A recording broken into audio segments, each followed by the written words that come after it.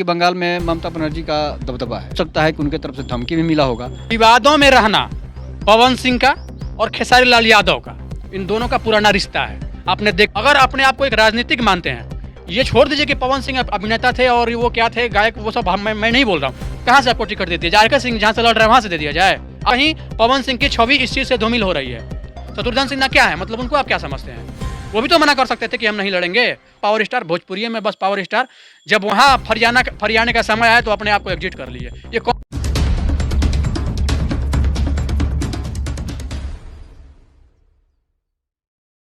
नमस्कार। सबसे पहले हमारे रोड पे सभी आप दो मेहमान हुए हैं, सभी का उनका स्वागत करते हैं।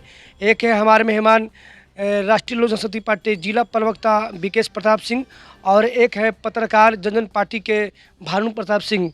तो आइए आज देखते हैं कल का भारतीय जनता पार्टी के द्वारा 195 उम्मीदवारों के नाम की घोषणा की गई है और उस घोषणा के उपरांत आज एक फेमस सीट था आसनसोल, जहाँ से पवन सिंह चुनाव लड़ने की उनको भी टिकट दिया गया था, लेकिन आज उन्होंने इनकार कर दिया है। तो आइए इन लोग की राय जानते हैं। देखिए, पवन सिंह जो है इसलिए इनकार कर दिए हैं, हो सकता है कि मोदी जी की तरफ से, उनके आला कमान की तरफ से जो है कोई समस्या होगी, जिसके बाद उन्होंने बोल दिया कि हम चुनाव नहीं लड़ेंगे। हालांकि उन्होंने ऑफिशियल अपने ट्विटर अकाउंट पर लिखा है कि मैं वहाँ से चुनाव नहीं लड़ूंगा। अंदरूनी क्या बात है धीरे धीरे सामने आ जाएगा कि आखिर क्यों चुनाव लड़ना पवन सिंह नहीं चाहते थे। इसलिए मैं आपको बता रहा हूँ कि पवन सिंह जो है एक दिग्गज अभिनेता हैं, शत्रुघ्न सिन्हा को हरा सकते थे, इसमें नो डाउट है। लेकिन जो है बंगाल में देखिए क्या मजबूरियाँ रही जो एक दिन बाद ही पलट गए? मजबूरी है। देखिए, बंगाल में क्या है कि बंगाल में ममता बनर्जी का दबदबा है और ममता बनर्जी जो है एक दबंग छवि की हैं। हो सकता है कि उनके तरफ से धमकी भी मिला होगा, इसलिए पवन सिंह भी लेकिन हालांकि पवन सिंह पावर स्टार कहे जाते हैं, इसलिए वो डरते नहीं है। लेकिन कोई समस्या होगी जिसके वजह से शत्रुघ्न सिन्हा का बयान आ रहा है कि वो समझदार थे, समझ गए, बच्चे हैं और हमारी बात को जो है उन्होंने हमारे खिलाफ चुनाव नहीं लड़ रहा है। हो सकता है शत्रुघ्न सिन्हा भी ऐसा, शत्रुघ्न सिन्हा के साथ उन्होंने फिल्म में काम भी किया है, तो मैसेज गया होगा, तो उनको शत्रुघ्न सिन्हा बोले होंगे, अंदरूनी बात थी तो बोले होंगे, तो हो सकता है कि काम करने के चलते नहीं भी चुनाव लड़ने का मूड उन्होंने बनाया होगा। और बाकी विशेष तो कोई ऐसे नहीं लगता है कि वो चुनाव नहीं लड़ने के पीछे। अगर उनको आरा से लड़ने का विचार था तो आरा से तो आरके सिंह ऑलरेडी पहले से हैं ही, जो पावर मिनिस्टर हैं, तो पवन सिंह को टिकट मिलेगा नहीं। अब यहाँ पर बीजेपी जो है अपना फैसला करेगी कि आखिर पवन सिंह को कहाँ से लड़ाएंगे, या फिर पवन सिंह, देखिए बहुत बड़ी गलती कर दी है पवन सिंह। एक टिकट सांसद के टिकट के लिए लोग लगातार हजारों, हो सकते हैं कुछ मजबूरियाँ उनकी रही होगी। मजबूरी तो कोई पवन सिंह की थी नहीं। पवन सिंह का आपने देखा होगा प्रेस कॉन्फ्रेंस जब चल रहा था, बीजेपी ने टिकट का ऐलान कराया तो पवन सिंह काफ़ी खुश नज़र आ रहे थे। कल हमने एक इनका वीडियो आज ही देखा है, जो टिकट मिलने के उपरांत ये बहुत खुश नजर आ रहे थे।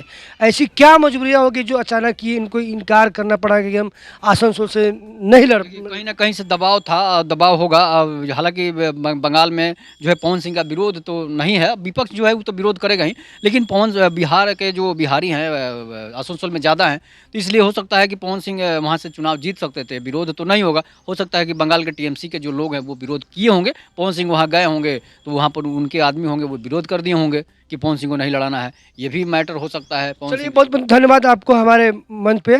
और आप बातचीत करते हैं हमारे पत्रकार एक है भानु प्रताप जी से। क्या ऐसी मजबूरियाँ रही जो कि पवन सिंह को कल तक तो बहुत खुश नज़र आ रहे थे, लेकिन आज उन्होंने इनकार कर दिया? देखिए, सबसे पहली बात तो मैं ये बता दूं कि पवन सिंह न तो सांसद लायक हैं और न सांसद एक अच्छे सांसद बन सकते हैं। अब उसका सबसे बड़ा रीज़न मैं ये बताता हूँ, मुझे ये चीज़ पहले से पता था कि कुछ ना कुछ ऐसा काम करेंगे। स्टार्टिंग से ही विवादों से रहना इनका पुराना, उन्होंने भाजपा से तो बहुत दिन से जुड़े हुए हैं और लगातार घूम रहे थे। विवादों में रहना पवन सिंह का और खेसारी लाल यादव का, इन दोनों का पुराना रिश्ता है। आपने देखा होगा, मैं अभी थोड़ा सा ऊपर लेके जाऊंगा, भोजपुरी की मैं बात करूंगा। आपने देखा होगा कि हमेशा अपने आप को हाईलाइट करने के लिए पवन सिंह हो या खेसारी लाल यादव हो, हमेशा कंट्रोवर्सी में पड़े रहते हैं। ठीक है, उसके बाद पवन अक्षरा विवाद, पवन ज्योति, मतलब विवाद से इन लोगों का पुराना रिश्ता है। ठीक है, आप अपने आप को एज ए पॉलिटिशियन देख रहे हैं, आप सांसदी का टिकट लेके आसनसोल लोकसभा सीट से जाते हैं और वहाँ पहले दिन आप बहुत ज़्यादा खुश दिखते हैं, मिठाइयाँ बांटते हैं अपने प्रशंसकों के बीच, दोस्तों के साथ, और इसके बाद एक अचानक से इस बात की पुष्टि कर देते हैं कि हम चुनाव नहीं लड़ेंगे, वो भी अपने ट्विटर हैंडल से। मतलब जताना क्या चाहते हैं? जनता मूर्ख है। हो सकते हैं कि कोई मजबूरियाँ उनकी रही नहीं। देखिए, अगर अपने आप को एक राजनीतिक मानते हैं, ये छोड़ दीजिए कि पवन सिंह अभिनेता थे और वो क्या थे गायक, वो सब मैं नहीं बोल रहा हूँ। अपने आप को एक राजनीति की दृष्टि से अगर अपने आप को इन्वॉल्व किए हैं चुनाव में, तो उस हिसाब से देखना पड़ेगा। शीर्ष नेतृत्व का ये था कि पवन सिंह आसनसोल से चुनाव लड़ें, वो फेमस चेहरा है हो। यही वजह था ना, इसी वजह से उनको आसनसोल से टिकट दिया गया था। लेकिन अब अपने आप को क्या जताना चाह रहे हैं?